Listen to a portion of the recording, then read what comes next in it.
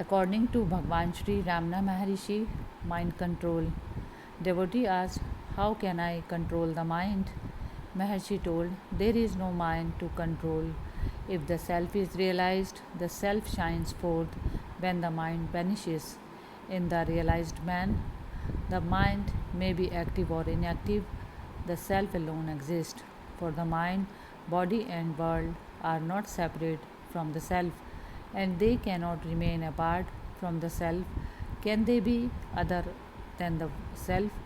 When aware of the self, why should one worry about these shadows? How do they affect the self? Devotee asked, if the mind is merely a shadow, how then is one to know the self? Maharishi told, the self is the heart, self luminous. Illumination arises from the heart and reaches the brain, which is the seat of the mind.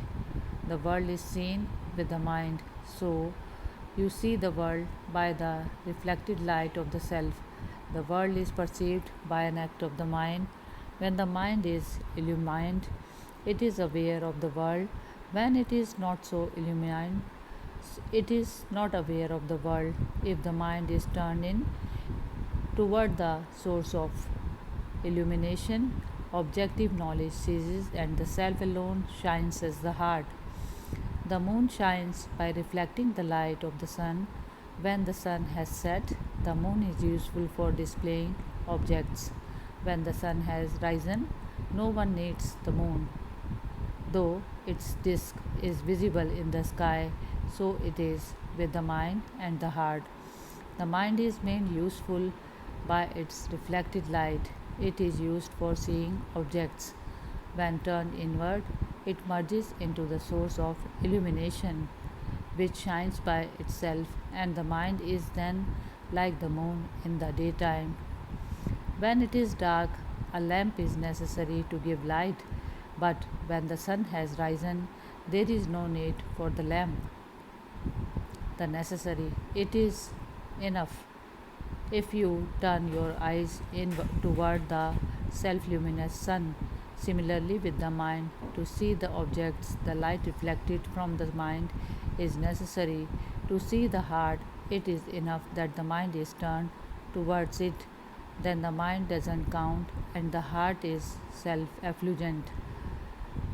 Devotee asked, after leaving the ashrama in October, I was aware of the presence that prevails in Sri Bhagwan's presence, enfolding me for about 10 days all the time. While busy in my work, there was an undercurrent of that peace in unity. It was almost consciousness which one experiences while half asleep during a dull lecture. Then it faded out entirely, and the old stupidities came in stead.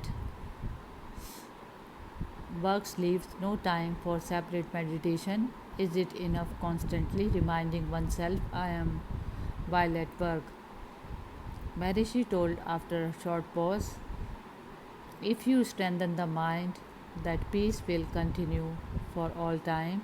Its duration is proportional to the strength of mind acquired by repeated practice, and such a mind is able to hold on to the current. In that case, engagement or no engagement in work, the current remains unaffected and uninterrupted. It is not the work that hinders, but the idea that is you who are doing it. Devotee asked, is a set meditation necessary for strengthening the mind? Maharshi told, not if you keep the idea always before you that it is not your work. At first, effort is needed to remind yourself of it, but later on it becomes natural and continues. The work will go on of its own accord, and your peace will remain undisturbed.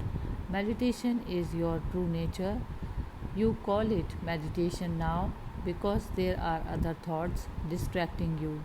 When these thoughts are dispelled, you remain alone. That is the state of meditation, free from thoughts, and that is your real nature, which you are now trying to gain by keeping away other thoughts. Such keeping away of other thoughts is now called meditation, but when the practice becomes firm, the real nature shows itself as true meditation.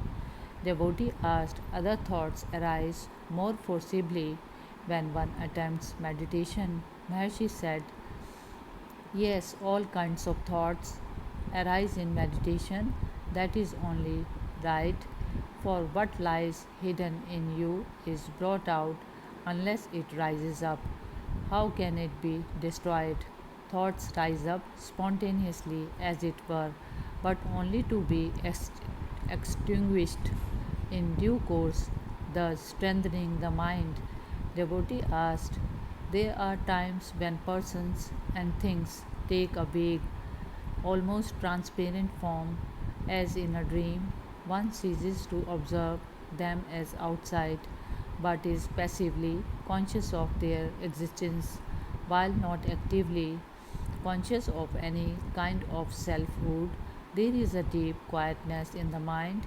Is it at such times that one is ready to dive into the self, or is this condition unhealthy, the result of self hypnotism? Should it be encouraged as yielding temporary peace? Maharishi told, there is consciousness along with quietness in the mind. This is exactly the state to be aimed at. The fact that the question has been framed on this point without realizing that it is the self shows that the state is not steady but casual.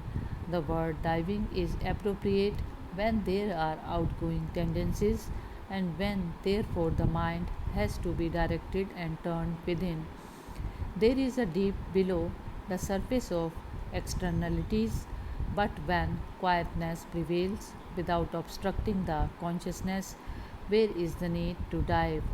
If that state has not been realized as the self, the effort to do so may be called diving. In this sense, the state may be said to be suitable for realization or diving.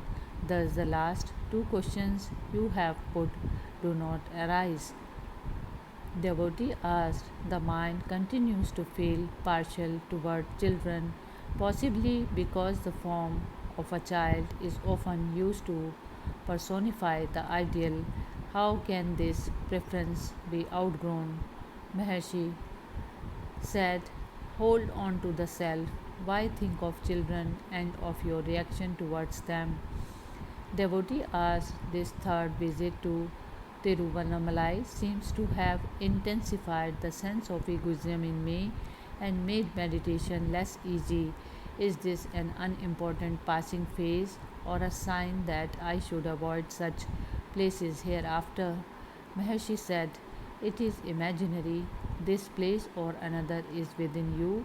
Such imaginations must end, for places as such have nothing to do with the activities of the mind. Also, your surroundings are not merely a matter of your individual choice, they are there as a matter of course, and you should rise above them and not get yourself entangled in them.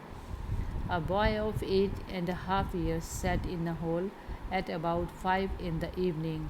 When Sri Bhagwan went up the hill during his absence, the boy spoken on yoga and Vedanta in pure, simple, and literary Tamil, quoting freely from the saying of saints and the sacred scriptures. When Sri Bhagwan entered the hall after nearly 3 quarters of an hour, only silence prevailed. For the 20 minutes the boy sat in Sri Bhagwan's presence. He spoke not a word, but was merely gazing at him.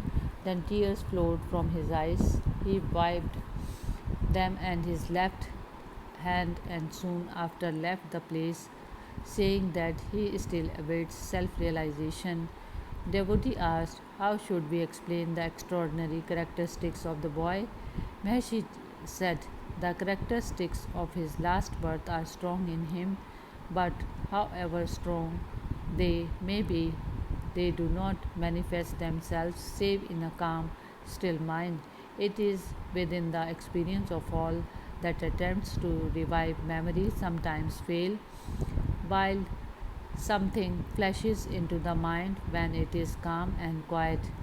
Devotee asked, how can the rebellious mind be made calm and tranquil? Maharshi said, either see its source so that it may disappear, or surrender yourself so that it may be struck down.